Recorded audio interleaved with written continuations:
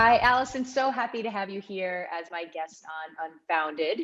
Our topic today is It Takes a Village. And when it comes to building entrepreneurial communities and the powerful role that ecosystem plays in startup culture, girl, you have seen some stuff.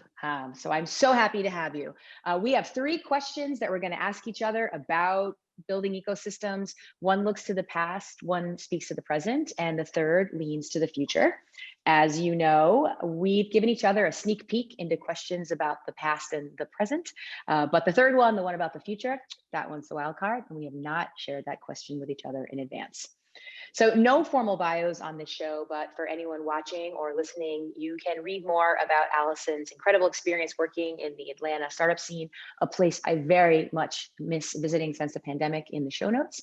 So instead of reading bios, I've asked Allyson to pick 3 words to describe herself before we jump into the conversation. So Allyson, 3 words to describe you. 3 words. I'm going to say dedicated, passionate, and outgoing. Damn, girl, you do not need me to affirm your choices, but having spent time at an event with you, you glow like an orb, even when there are 1,000 people around. So I stand for those descriptions. Okay, it takes a village. The past, present, and future of startup ecosystems. Let's do this. Get in your time machine, Allyson. I'm going to ask you to look backwards for this first question about the past. You've played a huge role in supporting infrastructure for the Atlanta startup community for a long time. What surprised you the most about how things have unfolded over the last decade? What happenings or changes did you not predict or see coming? So I think, the biggest thing is when I started, we literally had no funds. So we had no money here. And, here we have a city as big as, a booming city in the Southeast with 6 funds. So that was probably my biggest surprise. And I think what I didn't see coming was the explosive growth.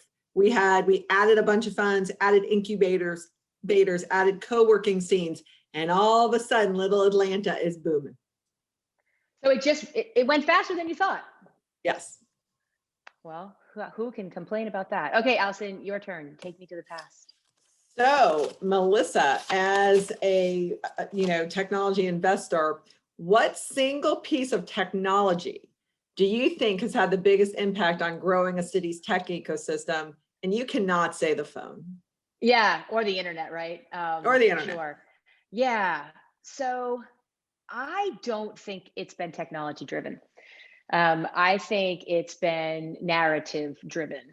Certainly enabling infrastructure helps a community take advantage of opportunities faster. So if shit's connected and not spread out far away without ways to get it connected, those are good things. But I think putting technology aside, when I think about the many startup ecosystems in the US that I've had the privilege to spend time in over the last couple of years, especially, I think it's a lot about the people and the narrative and how much those two support each other and how much the community is sort of engaged in that. Because I think Atlanta is a good example of a place that is actually a little hard to get around. And it's not totally connected in an easy way, but yet it has managed to overcome maybe some of those early infrastructure realities to take advantage of a lot of the opportunity that now you see in Atlanta as a huge hub in the country, but certainly in the Southeast.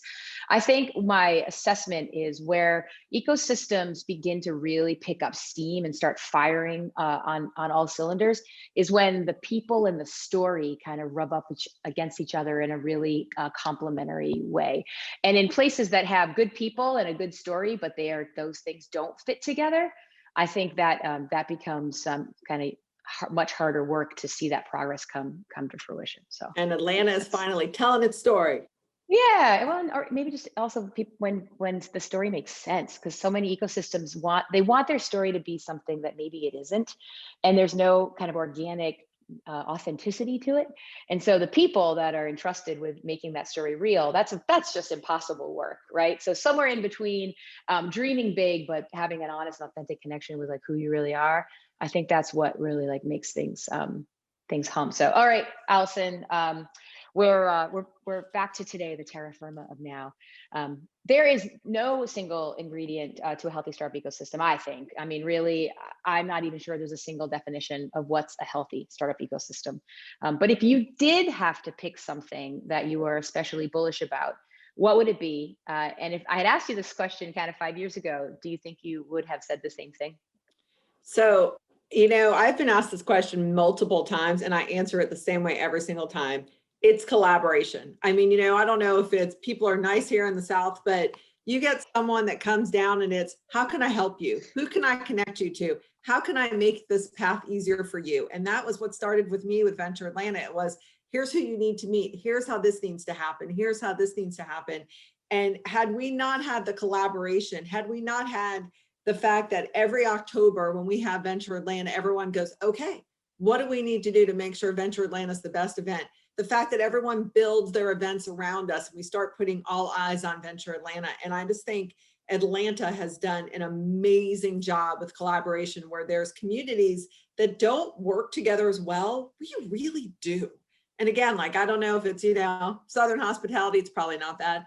But I think really, I mean, obviously, there are funds certainly competing with each other for a piece of the pie. There are universities competing for great talent and great students, but somehow everyone sort of, fits together. And the collaboration to me has been what's been our secret sauce.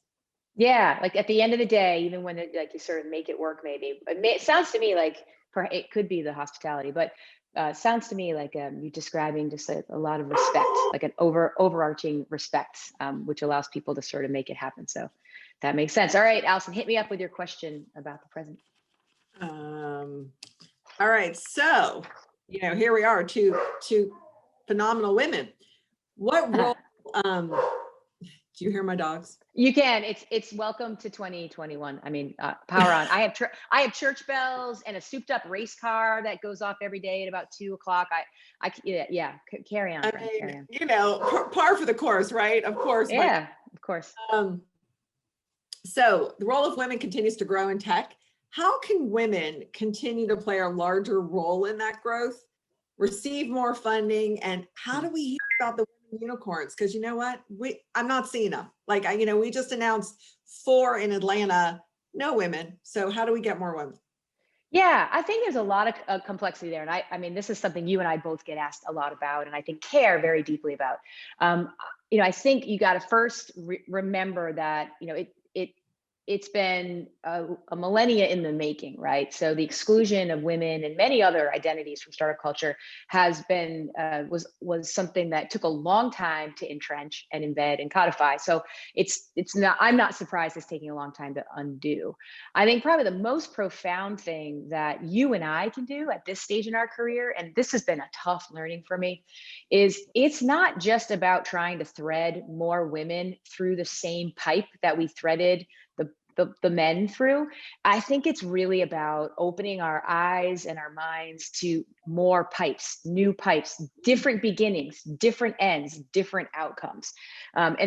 So I think leaning into your question about unicorns, I mean, I do think that we should have seen proportionately more women getting to that terminus just by virtue of how women make up half of the population, right? Right. But I think really when I see the biggest opportunity for entrepreneurship is to pull back from our obsession from singular outcomes and really think more about what are we not seeing along the way that invariably will lead to more of those outcomes. I think also to some of this is storytelling. One of the first company to go public, founded by a woman, was back in 1972. But no one talks about it. I think a lot of these stories have been overwritten, underwritten, and I think in some ways man-washed.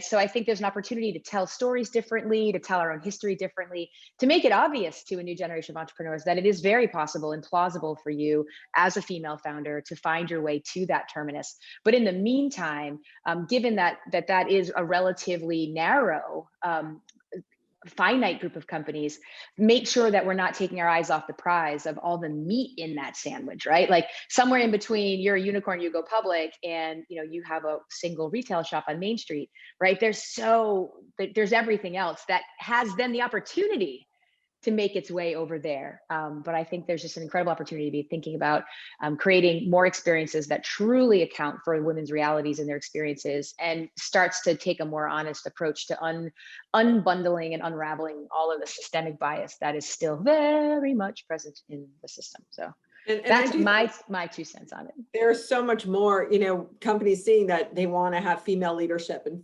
that it's C-suite adding, making sure you have the diversity with female perspective. I mean, you just, it's different perspective, and it's all fascinating, but I for the day where there's more. And, I know a lot of young women are like, I'm going to be the next Sarah Blakely and invent Spanx or whatever.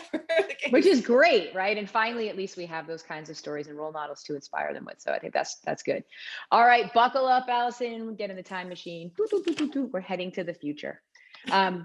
So the thing about communities is they're made up by people and organizations, and people and organizations change, right? The Atlanta startup scene, which is in itself many worlds in one, has changed so much, even in the few years that I've had the opportunity to participate and to visit. And it will continue to do so, maybe even at a faster pace today than yesterday, given the momentum now that the community is starting to build. So we're going to drop a time capsule into the ground today, you and me, and 20 or 30 years from now, a new generation of ecosystem champions are going to open it. What would you put in that time capsule, and why? Ooh, whoa. That's a tough one. God, what would I put in that time capsule? It doesn't even have to exist. You could manufacture it. It doesn't even have to be a real object. What I think would be so fun is just putting a map of here's where we are. And, because I think it would just be so small compared to what it's going to be in 30 years, and realizing that, God, did Atlanta really only had, 20 funds, or did Atlanta really, what was the tech scene just ATV and ATDC, and now it's just this burgeoning thing. So I think, we've kind of plotted maps over the years, and I think it would be fascinating for someone to look at one of those maps and almost like laugh at it, and probably be like, yeah, wow, look where they were, and look where they've come. And I think, Atlanta has always been kind of in this infancy, behind New York and Boston and Silicon Valley, and wanting to be, the next Silicon Valley. And the interesting thing is that you wonder if, because of the pandemic that we face in 2020, and people are leaving New York and people are leaving California, is Atlanta going to become the next Silicon Valley? Like, are we going to start seeing that Silicon Valley wants to be Atlanta? So it would just be, to me, it would just be fascinating to see what these future leaders will see, what, people like my son who is graduating from college, and what people in his class will be building and creating. Yeah, I love that idea. I was asked this question around gender, and I thought I would just put in today's stats around the disparities in support for women and people of color and white male entrepreneurs. Because either because they would be blown away that we were that backwards, yes. Oh my God, that's great. Or incredibly ashamed at how little progress they'd made.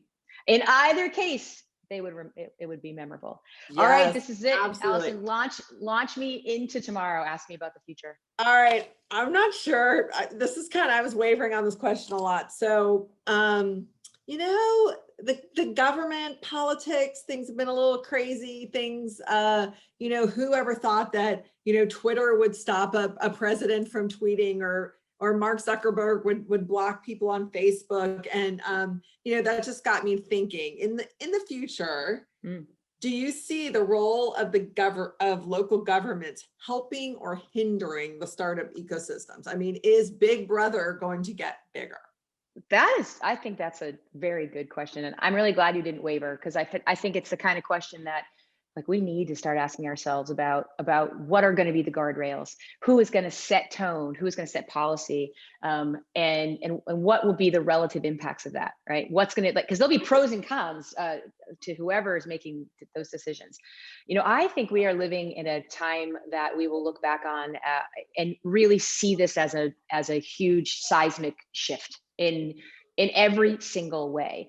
And I think what's happening, whether people like it or not, is there's a convergence of many factors. One is just globalization of everything, building companies, organizations, rules, realities. Pandemic just highlighted all that, right? And at the same time, we have a new generation of young people, many of whom will become the innovators and entrepreneurs of tomorrow, who really aren't subscribing to the old orthodoxies or rules around how things get done, with government being tops of their list of things that they have no confidence in, no interest in, don't want to participate in, and are coming up with alternative strategies for creating the things in the world that they want to exist, for better and for worse. I think what we're seeing is a flattening of hierarchies that you and I had really normalized because we inherited them from generations of the past. And as they flatten these hierarchies and normalize behaviors, I think a lot of the things that we take as fixed today, things like regulation, things like team structure, all kinds of things that in startup culture feel kind of permanent. I think they're going to erase a lot of it.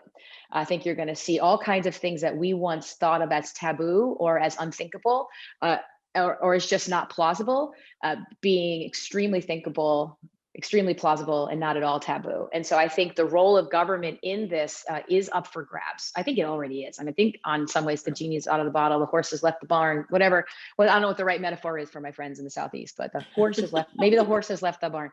And I think what we're going to see now is a reckoning of that. And it's going to be uncomfortable, disruptive. There are going to be winners and losers.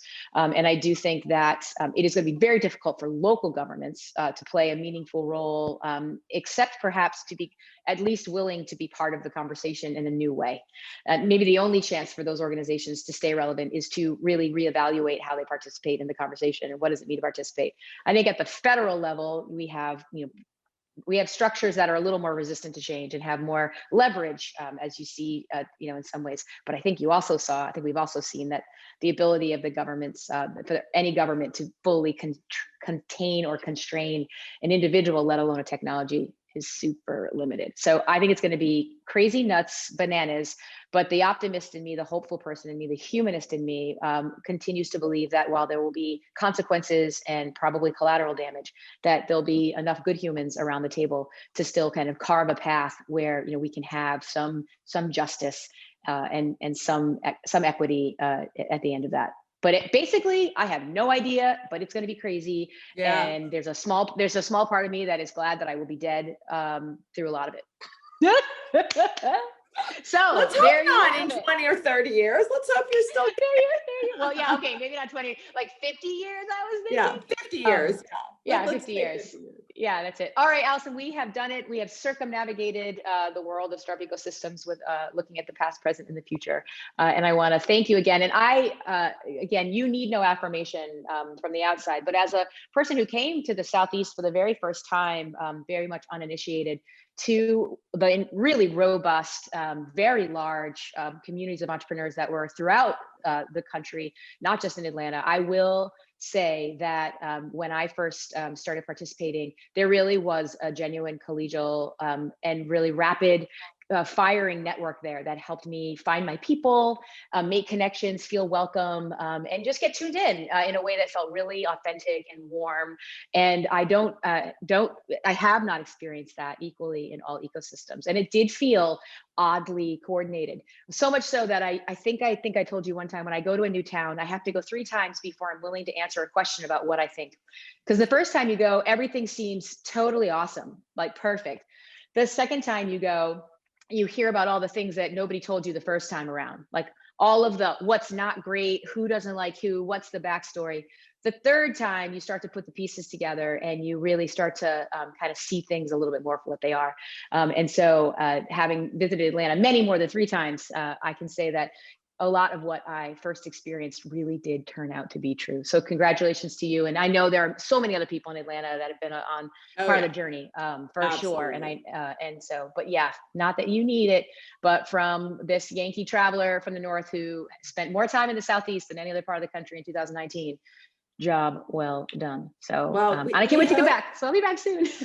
We hope you want to come back at some point. So, we're all right. There.